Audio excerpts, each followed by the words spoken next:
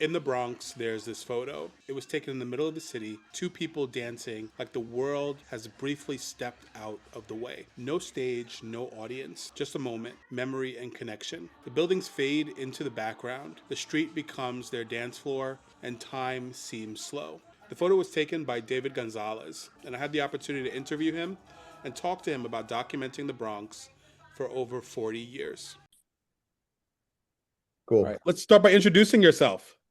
My name is David Gonzalez. I'm a photographer and a journalist, retired from the New York Times, former Lens Blog co-editor, former Caribbean and Central America bureau chief, former About New York columnist, and a couple other things. Before that, I was at Newsweek magazine for 7 years.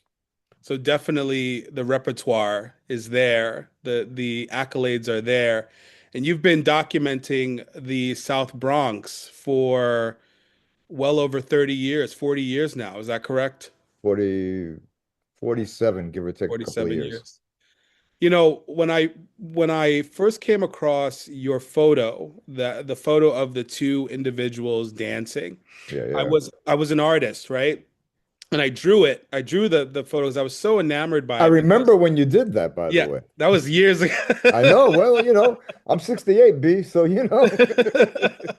But I remember when um, you did that. I was telling my boy Ricky about that earlier today, Ricky Flores. Ricky Flores, man, that's the homie. I love Ricky, man. I love That's my man. all the Puerto Rican photographers. 'Cause, I used to do photography myself, but Mhm. the reason I was so enamored by it is because they look like they were two Afro Puerto Ricans, right? They were two Puerto Ricans that looked like me. They represented me. And were Yep. you when you took when you took that photo? Were you thinking about representation or were you just, focused on the moment? What was going through your head when you I saw those two mean, people dancing? it's like I grew up in the South Bronx, so it's like, is a fish conscious of water when it's swimming in it? I mean, it's where I grew up. I mean, I was literally born 2 blocks from where I took that picture, where the Segundo Ruiz Bulvis Clinic is now. That used to be St. Francis Hospital, yo. I was born there. Um, I photographed the world around me. And I spent a lot of time in the South Bronx, still do. Um, and so I just photograph people. The real driving force from behind that really was more my desire to be a street photographer. I was really into street photography when I got into Yale. And that's really what I practice. And to this day, that's a fair chunk of what I do. There's also, a good amount of documentary work. That dancer's picture was kind of a combination of both documentary and just what I would do on the street. But was I conscious of it? No. No. And in fact, I took that picture on August 10th, 1979, and I didn't see it again until about March of 2009. I didn't even know that picture existed until March 2009. I have other pictures from that day. There was one that I had printed up in my house for decades, same day. It was only until 2009 when I started scanning my negs that I was like, and that's when I realized, I had a bunch of stuff. And really the way that came to light was, my editor at the time, Joe Sexton, who's since left the Times, Joey was like, hey, why don't we do a piece on the bad old days? The black and white photography from the 70s, mostly the late 70s in the South Bronx and other parts of the Bronx too, like Fordham Road and whatnot. And that's really when I started, like, I remember I locked myself in an office that back then we had the Bronx office of the Times at Fordham Plaza, a location that I chose back in the late 90s, to be honest. Um, and then, I just locked myself up with a scanner and went through stuff. And that's when I discovered that. And I continue to scan my old negatives, just like Ricky does. All of us are at that point where we do that. You just see things differently when you get older, man. I mean, Yeah. I was not on the ball enough back then for whatever reason to realize what that picture was. Right. As I got older and had more experience as both a writer and a photographer, that bad boy jumped out at me the minute I saw the contact sheet. Right. Right. Does it have new meaning? And what does it mean to you now? Especially in the current climate where we have so many Afro-Latino voices that are trying to find their place within the diaspora. What does it mean to you now? I think, whether one is, you know, Afro Latino, Afro Boricua, uh, Nuyorican, whatever. I mean, I think you have to be true to yourself. And that's the only thing you can be good at is being you. Right. I mean, you got to understand what other people have done and what other photographers have done, maybe, but only you can find out how you express yourself. And I've always seen these things as major determinants of my worldview. I mean, I'm the child of Puerto Rican migrants who came to this city in the 1930s when they were teenagers to work in factories, yo.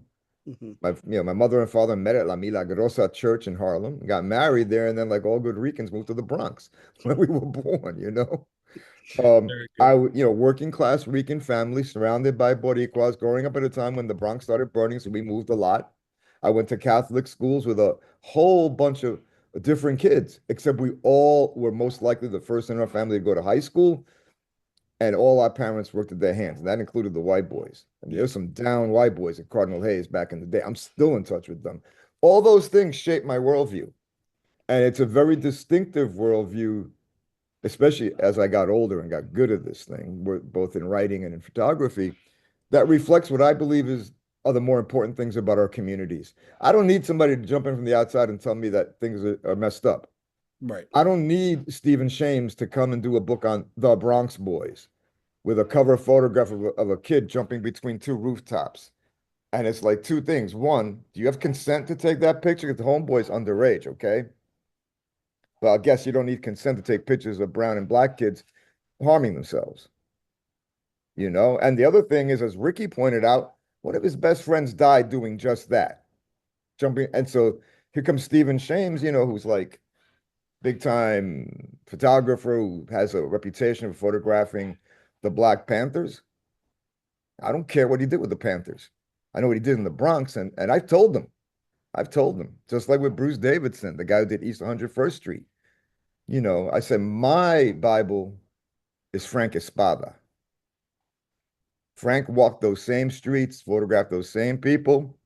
And I'll tell you right now, there's not a single person looking messed up, not a single kid in their underwear standing in garbage, none of that stuff.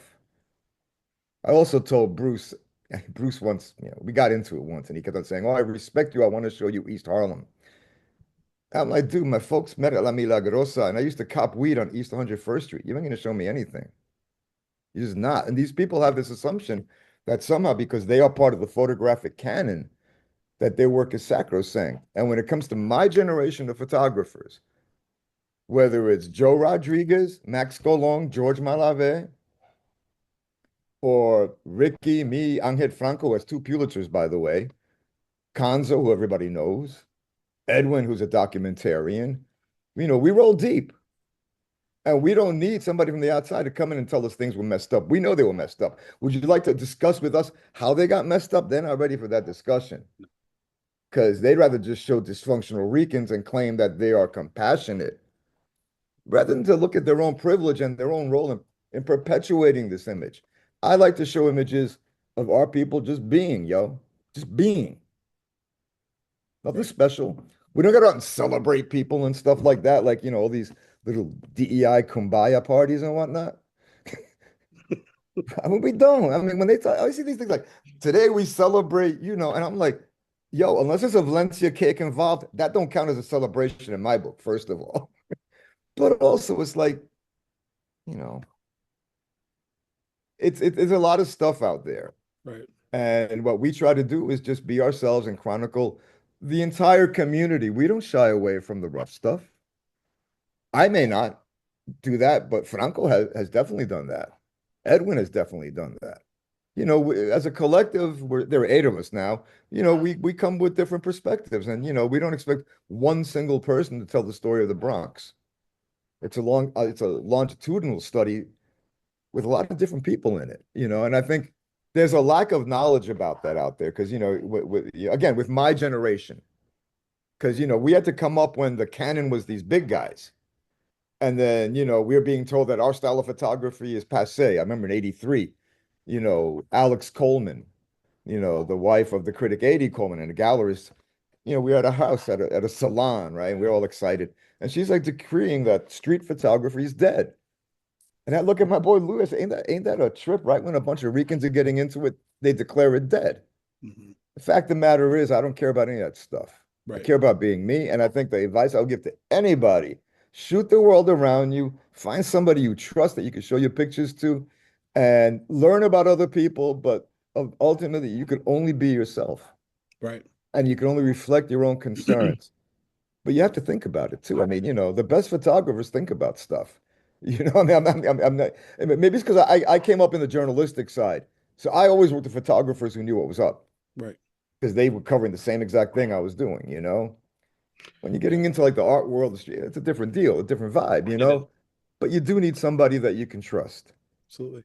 Now, your work spans a very specific period in the Bronx, which was the time where the Bronx was literally and metaphorically burning, Hmm. right? And this Yeah, was several decades which you covered not only the physical but also the socio-political change yeah. of the Bronx. How do you balance the impulse to document historical truth with the need to honor individual dignity and agency in your subjects? I think you tell the story through the eyes of the actors. I learned that in graduate school from my advisor. And it was like, you want to give them living, breathing people that people can identify with. And you want to give these people their measure of respect. It's very easy to portray people who are down and out in very dramatic ways to tug at heartstrings. But ultimately, that hurts the people you're supposedly trying to help. All it does is it reinforces stereotypes of powerlessness and what have you. When in fact, we're not a minority, we're the majority, as my friend Shahidul Alam, the Bangladeshi photographer and activist, says. Shahidul always talks about the majority world. Well, that's your world and my world, B. you Yeah. know, and it's the world that we share with Shahidul and all these other people. And I think that's really what we have to remember, because to be honest, again, my generation had to deal with that, and then like there's a whole bunch of new jacks that came out in the last 10 years. And I'm going to be honest, I see, and I mean, there's some really good young people out there shooting, like Destiny Mata, Roy Bazin. They're solid. They're real solid. You know, we got Abigail Montes, the latest member of Los Seis. She's solid. But you got a lot of people out there that are doing like lens-based art. It leaves me cold. It's Right. been done before. First of all, it's been done better. We could talk about Lola Alvarez Bravo if you want. I mean, I could. And this is the other problem, that a lot of these people in these spaces, especially the gatekeepers, they don't understand the photographic canon. So they're just like pulling it out of nowhere. They don't understand that, you know, if you're going to be a gatekeeper in photography, you got to understand a little bit of photography. And I see way too many people out, not way too, but enough people out there who are gatekeepers who are putting up like images you have to explain, what this means. And it's like, yo, if the picture don't tell the story, you really need to reevaluate your career choice. I mean, we all take a picture with intent. And as you know, though, once you take that picture, it's out to the world and people react to it different ways. What makes me happy are two things. When people pick up on my vibe that was behind making that picture, that's one thing. But when the more interesting thing is when it awakens something else in them that's specific to them and reinforces their bond to that picture. That happened just yesterday with my dancer's picture. A collector bought a print of it and wrote me this letter, like how it reminded them of their parents when they were mambo dancers back at the freaking Palladium. For me, what that picture represents is something that I realize now looking back on my career in journalism. It's guided my approach to community or neighborhood or local reporting, which is I lived through the fires when I was a kid. I was like 12 at St. Martin at Tours. We all we got. We all we got. Ain't nobody coming on a white horse and save us. Well, we had it like in that neighborhood was a really well organized community, starting with, Astin Jacobo, the legendary, Dominican immigrant who organized the hell out of Crotona. Lucy LaBoy, a Puerto Rican church lady. Um, Father Flynn, the nuns at St. Martin's, and the infrastructure of a community organizing group, the Northwest Bronx Coalition. And I saw these people pull together what they had and their dignity to demand respect. And one of the things that I noticed in those times also is what's going to keep us sane is clinging to our culture, clinging to our traditions. Do not forget who you are, where you came from. Yo, I can't dance to save my life, okay? I happen to take I've happened to take a couple of really good pictures of dancers. But what that represents to me is not the dance. It represents to me the embrace of two dark-skinned people in supposedly a neighborhood that was beyond saving. But look at how homeboy is holding her. There's love there. Love there. They dressed well. You can't tell that the rest of the Bronx is hectic at that moment. But trust me, it was. And that's the point. Why can't we have that? Why must you say that? Like, during the 50th of hip hop, man, me and Ricky, you should have heard some of our conversations. We got tired of people romanticizing that era.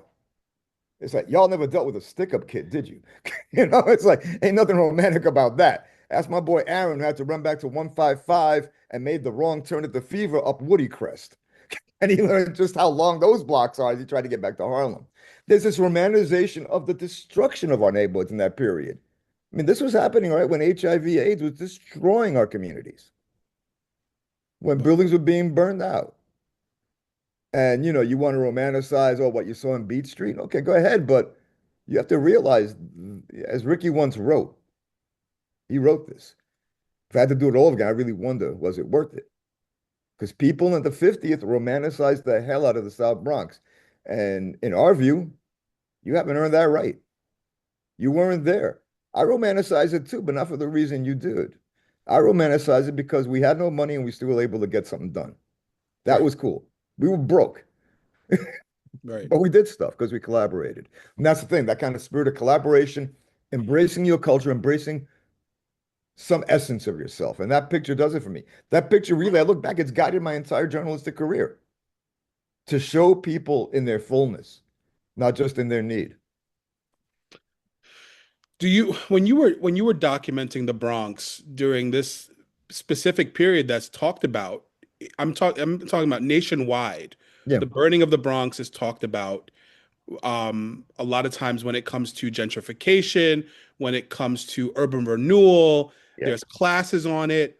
When you were documenting this part of the Bronx, this specific era, do you feel like there is often a romanticization of the Bronx in and of itself outside of hip hop? And that do you also feel that people, maybe should take a step back and look at what was really happening? I mean, there's a new book out by Bench Ashfield that deals with this, and it basically shows how what we do all along, the landlords torch the buildings, but now but her, their contribution is it's documented by a historian. I mean, this is like black and white. It's like, this is what happened. Right, Folks got paid, and I know folks got paid too. I mean, I know that folks some priests at St. Athanasius tried reporting it to the cops and the fire department, and City Hall shut it down back in the 70s, yo. I mean, swear to God, Monsignor Neil Connolly over at St. Athanasius. So I mean, I think there's a romanticization of that. Um, you know, there's a romanticization of the gangs of that era. I remember when I was editing the Lens block, some Italian student pitched me a story about the Chingalings and said, "Oh, they're like a family." I said, "Well, I'm not going to run it.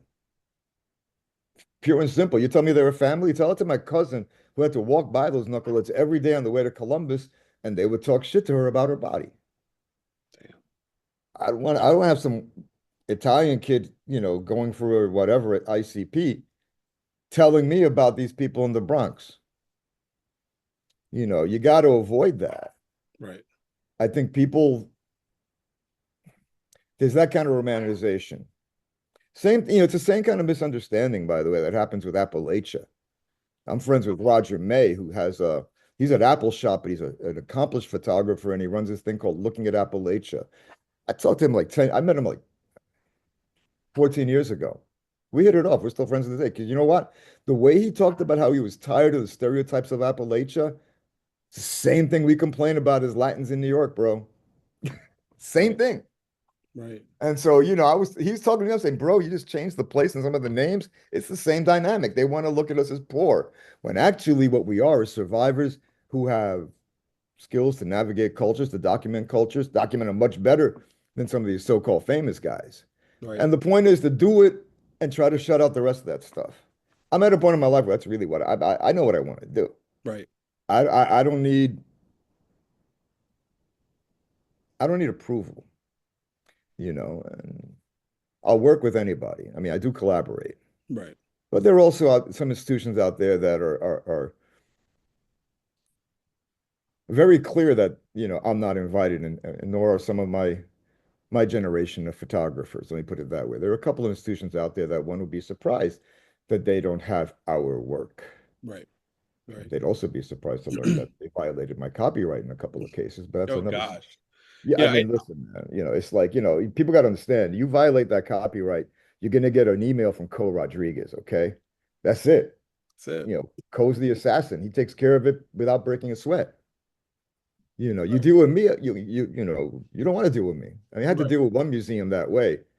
Luckily, I was in a guitar shop with my kids, so I said, "Yo, you want to get that vintage Strat? Knock yourself out. We got it." We Because somebody, rather than just buy the damn print, decided to use it for a dance poster. Wow. And I would never license that image for commercial use like that. Never. Wow. And this is an institution that's identified with the Puerto Rican community, okay? Not run by Ricans anymore. And by the Lord way, have they mercy. they they ignore Ricky, they ignore me, they ignore Angel. Angel with 2 Pulitzer Prizes in photography. Whatever. The thing is this, you can't waste your time worrying about that. Right. You got to do the work. Right. And the thing is, you do the work and get it out there, it connects. We're talking. It connects. And really, for me, the most satisfying thing is a regular person just tells me what that picture means to them. That's really what it's about. It's that simple. We don't have to complicate it with, intersectional analyses of this and that and all this abstract stuff. I think one of the things I see in the Latin art space, Latinx art space, is a lot of analysis, but not enough joy. I see a lot of like cold-blooded analysis or intellectualizing, and then those of us who actually make art are like, what are they talking about? That's not how it works. We don't think about it in those terms. I mean, that's not to say I don't think about my photos. I think a lot about my photos, bro. I look at photos every single day. I still go back into I went to my archives this afternoon. Keeps you on your toes. You never know what you're going to find in there, bro. That's the other thing. As you get older, your eye matures for a lot of different reasons. Go back at your work. Go back at the old work. You'd be surprised what you might find there. You might also be surprised that when you're starting out, you have to keep all the rules and don't break them. Then when you get older, oh, that's a happy mistake, man. I like that. When you get older, you loosen up too, lo viejito. I'm not a viejito yet, but you learn everything's in perspective. So, I'm not going to sweat that. Lee Romero, the chief photographer at the Times, is now painting full time. He taught me that. Accept happy accidents. Accept the fact that something's not perfect. That's a pretty interesting concept. That is. Because with digital, everybody wants to look perfect. Right. And you Right. can make it look perfect. You can make it look too perfect, unfortunately. Because you got folks that really they need to like hide that HDR panel. It has to be a lock and key, yo. Yeah. Yeah. It's like I have never seen a sky look like that, B. Not even when I was smoking herb. It don't look like that. It don't look like that. It Oh doesn't. my gosh. The thing is, learn how to use all that stuff if you want. And again, if you want to like overuse it, I'm not going to tell you not to. Do it. Get it out of your system. Right. And that's advice that I got as a writer. Brenda Euland, Ueland, wrote a book called If You Want to Write. Right. And one of her rules for writers is if you want to be sentimental, go ahead, be sentimental. You will eventually write your way past that to what you really need to do. It's okay, knock yourself out. And again, every picture you take doesn't have to be one ready for the world. Back in analog, if you had one out of a roll of 36, that was a good day. That was a very good day. The day I took that Banter's picture, I got 3 good ones that day, bro. That was like, and I met somebody that I wound up dating for a while. Oh wow. Wepa, it was a good That's a day, good man. day. That was an Ice Cube level day, man. That's right. So let me So I mean, ask you this. but this is Did the you thing. I mean, Yeah, go ahead. also, we're laughing. This should be fun too. Hmm. This should be enjoyable. If you're not enjoying this, there's something wrong. Right. Not with you necessarily, but In general, you have to. of course. Did you ever keep in contact with the subjects in the dancer's photo? I never was able to find them. Never able to find them. The most that I got was from a friend who knew somebody on that block back then. I mean, I'm in that neighborhood all the time anyway. I got a friend who lives right on the corner from there. But and they said he was a Vietnam vet who kept to himself. And they told me where he lived. This I do know. They told me he lived in a particular house, a very particular house. And that's all he knew. In the intervening years, I had two people come up to me and say, "That's my uncle." And they used to go visit him. I said, "Where did he live?" Wrong neighborhood, wrong part of the Bronx. I Wow. don't know. My sister thinks he's Cuban. And having spent enough time in Cuba, I'm like, she might have a point. Homeboy does have a Cuban vibe to him, just the way he looks and dresses. That Right. little cap and whatnot. Right. And if he's dancing like a fiend, well, they invented that beat down there. So, yo, They did. it's like that's like, to the manner born, if you will. I'd like to think he's Cuban, actually. I'm very fond of Cuban music, and I have some very good Cuban friends from the South Bronx, actually. Right. But Right. I don't know who he is. I've connected with other people that I photographed that day. I photographed a group of four little girls, and one of them reached out to me when it came out, and she was doing okay. Her brother was in another picture of mine that day. The 80s were not kind to that neighborhood, as you know, about Mott Haven. He had to move out. He's a landscaper on the North Fork of Long Island. I'm sure homeboy is chill now. I'm sure. And then the blind guitarist that said, "Get del aire." His grandson and I are friends now. Wow. We talk on, I mean, he was living in Portchester. He's in Indiana now, but we talk on social regularly. Wow. Wow. Wow. Wow. And his grandfather now is in the Museum of the City of New York because the museum purchased a portfolio of 10 of my prints. That's amazing. The first museum in New York City to own my work. Conclude what you will about that. Yeah. Yeah. We could come to our own conclusions when it comes to representation and lack thereof. You know, We're engaging in some serious indirecta right now, and that's cool. that's right. Don't need to utter those names. We all know who they are.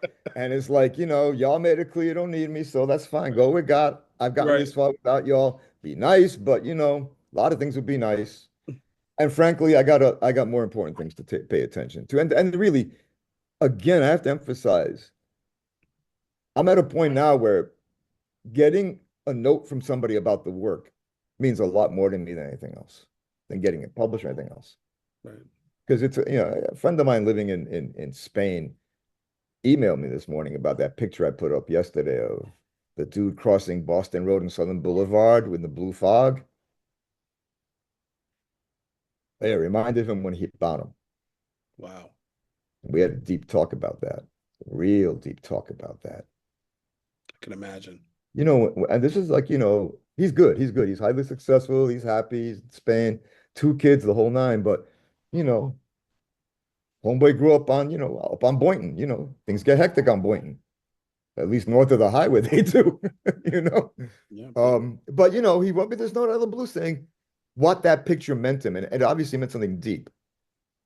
I'd much rather get that than somebody writing in some critical review about how I represent the intersection of the diaspora and the working class, but whatever the hell they talk about.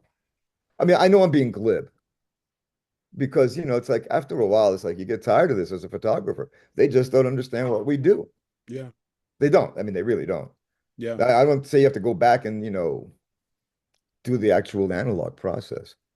But again, people need to understand what we do, and people also need to understand what we do in a context. We see ourselves in a context in terms of the tradition of photography and contemporary. We see ourselves as part of that. We're not like special guests. We're not like ant special guests in small print. This is our We're the, culture. This is us. this is we're the main act. That's right. We're the main act. And we treat it as such. And to do that, and there's another thing I talk about a lot, and this is where I part ways with some of my more academic and critically minded friends. Our work grows from our relationship to the community from the ground up. Period. End of story.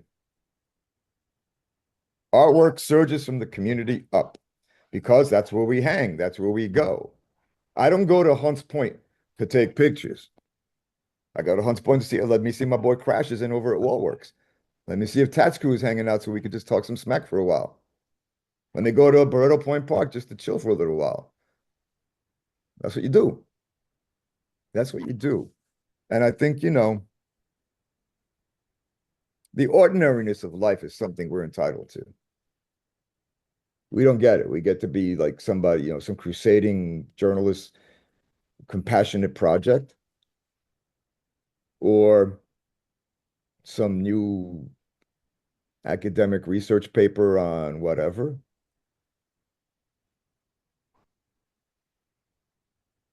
I mean, why do we do this? I mean, unless you get the bug, you don't understand how we feel about this. I think you do. Hmm. I This do. is like once those of us who discover photography, we remember the moment it hit us. To this day, we remember the moment that it hit us. Right. And anything you feel that strongly about, yo, that borders on the religious, man. I'm serious. you're It borders on the you're spiritual. 100% correct. It's Because that should inform what we do. If we're right, if we're photographing our people, we got to do it from a place of love. You know, Frank Espada taught me that. When Frank died, I quoted Yoruba Guzman. Yoruba said, Frank led with his heart. Now, if you give him some lip, he might lead with his right, but that was another deal. But I mean, this is the thing. We are entitled to portray our communities the way we see fit, not to meet some outside curator's expectation of how miserable we are. I'm paraphrasing Frank Espada on that one. But I mean, really, I aspire for us to just document our communities, put it out there without the kind of judgment where people want to say, oh, you poor little guys. Because I grew up, being the little ghetto nerd. You're different. You're special. No, I'm not. No, I'm not. I could fill up, I could fill up a building with cats like me, yo. A lot of them went to Hayes. I'm not going to lie. I am partial to Hayes. But the thing is that, I think I'm going to keep doing this. I know what I want to do. I mean, I'm very lucky at a point in my life where I know what I want to do for Shuli. And I'm getting it accomplished slowly. I'm doing it on my terms. I'm not, just keep my head low and doing it. Ricky's doing the same thing. Listen, we're not fools. We know what we got. We know what we got. And, we'll work with people. I mean, I've been talking with two artists, pretty accomplished, and they want to collaborate. I'm like, you say when, we'll do it. Because I will. If the project's right, I'm down. But, Ricky, me, and those cats, we don't really get invited to a lot of reindeer games, if you know what I mean. Yeah. And it's cool. It's cool. I get it. I get it. We were raised a certain way. When you were raised the way we were raised and saw what we saw, we're not going to hold back to spare your feelings. It ain't that kind of party. That's right. And it And if shouldn't you be get either. and if you get foolish with us, we're going to have to call you out.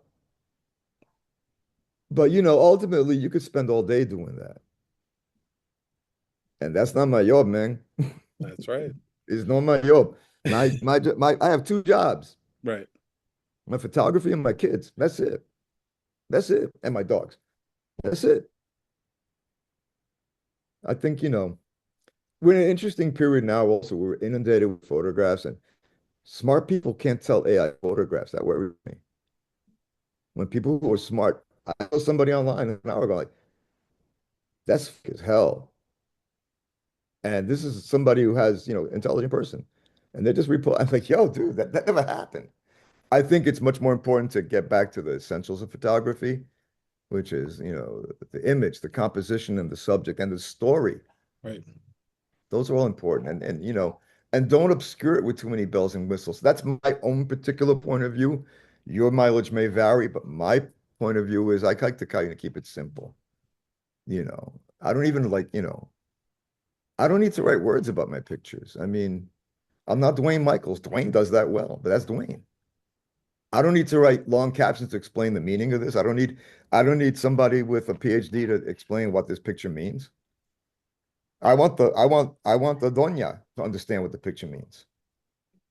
I want I want the dude who just comes to fix something. I want my friends. I want people to understand the work. That's it.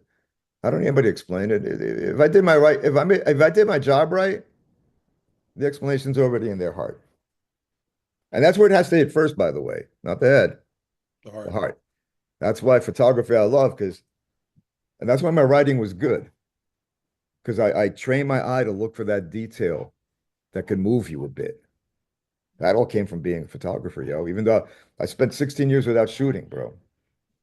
from 83 to 98, 15 years.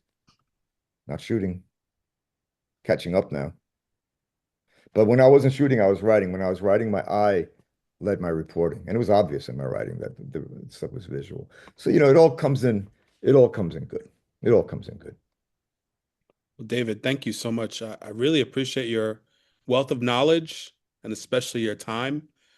Any final words you want to give to aspiring photographers out there if they're Yeah. watching this? Several things. Look at as much photography as you can. Get familiar with the canon. Even if it's people that you don't like, you got to know who they are. You got to know. I'm not saying you got to go all the way back to the mid 1800s, although, it's a worthwhile starting point. But definitely you got to get into the 20th century, yo. There's a bunch of people at the turn of the century that just changed the game forever, for better or worse. And you got to know who they are. Because if you're going to know what you are and who you are and what you want to say, kind of helps to know who said something before you and how they said it. And the thing is this, it's so much easier now to look at photography than it was in my day. My day, we had to buy a book or go to a museum or a gallery. Now you could sit on your phone and get several excellent websites, including we still got the stuff archived on Lensblog, and you can learn a lot about photography. That's one thing. The other thing is to try to shoot every day. I learned that from Kwaku Alston, who's a very much in demand African American commercial photographer. I mean, he shoots like Vanity Fair covers, Vogue, the big stuff. And he told me that, you know, he got to the point where he got tired of taking pictures because it was a job. And what he would do is after any big assignment where he'd have like a crew in a studio, he'd go back to his crib, take out one camera, one lens, and walk around. Take one picture for yourself every day if you can. It's a good habit. I kind of like have forced myself to do it because people expect me to post twice a day on Insta. So, get into that habit of posting regularly. Now, with that said, likes are like monopoly money. Good luck buying anything with it. Don't base how you feel about the work on likes. Base it on some informed opinion by somebody who might know what they're talking about. That's important. But and also get out, experiment, learn the rules, if only to break them. All this stuff comes in handy. And ultimately, what you're on is a journey of self-discovery. You're going to find out who you are by doing this because you will inform your work the way nobody else will. I know this sounds like, we're getting into like, snatch the pebble from my hand, grasshopper stuff, but there is an element of that. If you really believe in this stuff, there's part of your spirit in this, man. There's part of my spirit in the pictures that really matter to me. It's not just a picture. But anyways, that's the advice I would give. And we appreciate you too, man. My boy Ricky was blown away by when you posted about him. I Thank you, mean, man. I helped him a little bit. I wrote an introduction, but I've been with him the whole time on Right. this journey, and it's just beautiful. Ricky has hands down the best document of the South Bronx of that era. Period. Full stop. Nobody comes close, including his mentor, Mel Rosenthal. Ricky won't say that, but I'll say it for Ricky. Well, I think it's about seeing people seeing that Puerto Ricans are more than a monolith. They're not a linear group. There's Puerto Ricans in everything. NASA, there's Puerto Ricans Yeah. that are doing photography, that are in the arts, and I think it's important that, you know, people see that and people recognize that and appreciate that. So I appreciate, Ricky being happy that I was able to talk about him, but he's been a mentor to me indirectly, same as you, We by appreciate seeing that your too. work. The first time I actually saw you, I don't know if you remember this, it was 10 years ago. It was at ICP. God rest her soul. Nona Faustine was having a show. She's recently passed away, but Yeah, yeah, yeah, yeah, she had a show there, and she had a talk, and yeah, you were the moderator there. yeah, So I yeah, yeah. remember that. And it was a different time in my life. I was doing photography at the time, and now Huh. I'm doing more podcasting and social media stuff. But the influence remains, right? It's all good, man. I mean, Yeah. it's all good. It's all good. Mhm. Well, David, thank you so much. I appreciate your time. And we appreciate you, brother. You take care, all right? Too. Bye bye. Bye bye.